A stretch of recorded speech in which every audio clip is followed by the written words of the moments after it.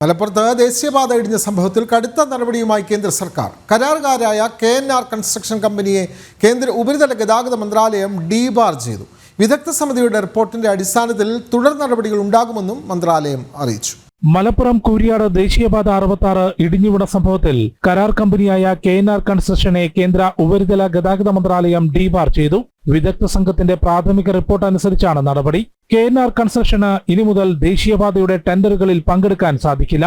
പദ്ധതിയുടെ കൺസൾട്ടന്റായി പ്രവർത്തിച്ച highway engineering consultant എന്ന കമ്പനിക്കും വിലക്കേർപ്പെടുത്തി. പദ്ധതിയുടെ project manager M. Amarnath Reddy, ദേശീയപാത നിർമ്മാണത്തിന്റെ ടീം ലീഡറായ രാജ്കുമാർ എന്നിവരെയും സസ്പെൻഡ് ചെയ്തു.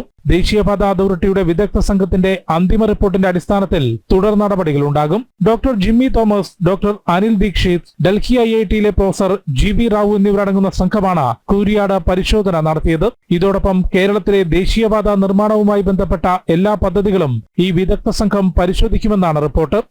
ജനം, ഡൽഹി.